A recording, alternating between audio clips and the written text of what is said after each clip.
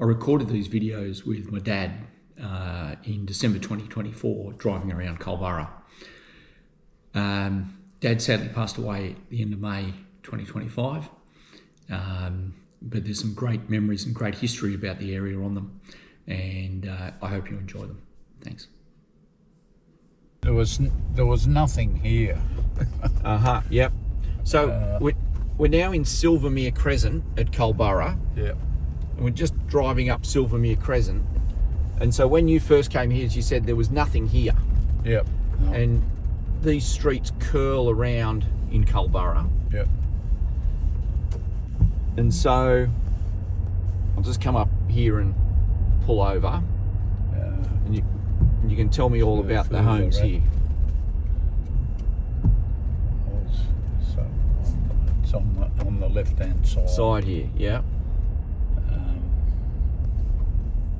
That looks something like that one there.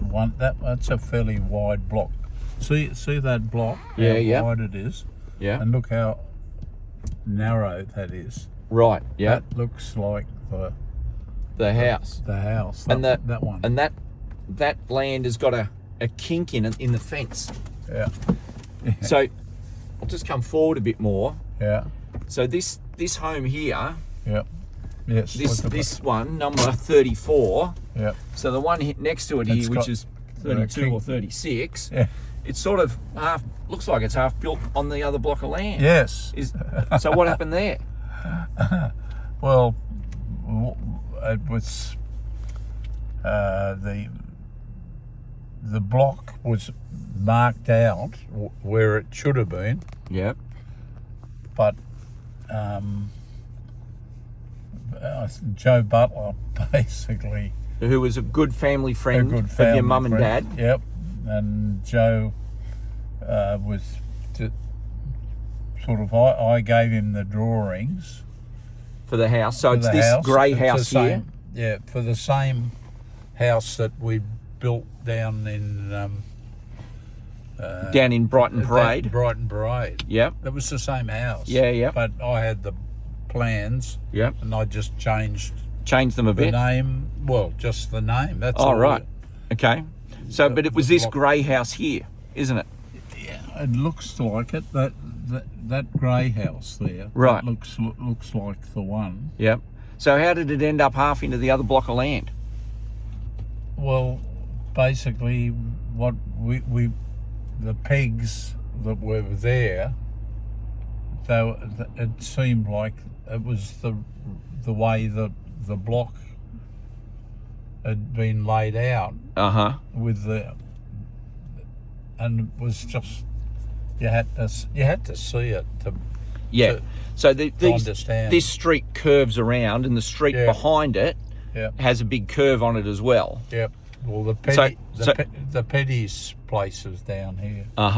And so, who do you reckon who made the mistake on the pegging and working out? That's Joe. Joe? Yeah. Yeah. Joe was a bricklayer, wasn't he? Yes, he was a bricklayer, and he was, a guy that just did what was necessary. Yep. They should have given the draftsman the job of working out where the pegs were. The pegs might have been the right spot. Yeah, it might have. So when you look on Google Maps, all these blocks of land are all laid out properly.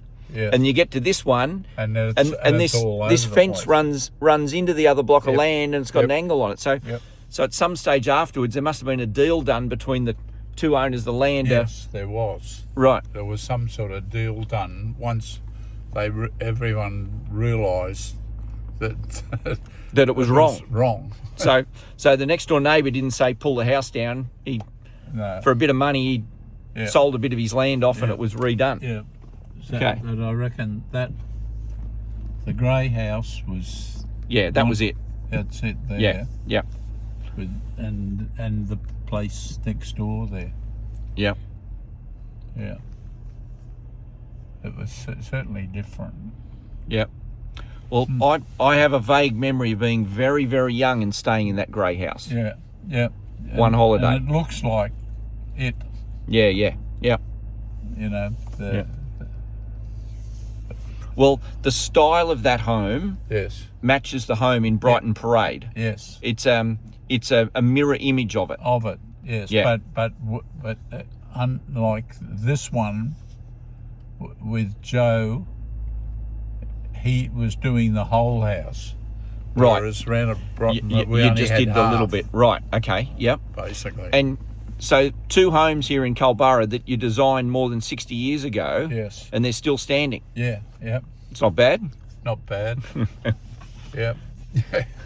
Yeah. A couple of. Yeah. Okay. Oh, very good. Yeah. And the Petties down here, they were trying to match me up with their daughters, which they didn't work out. But lucky your sister got you matched up with a girl in the tennis team. Yes, exactly.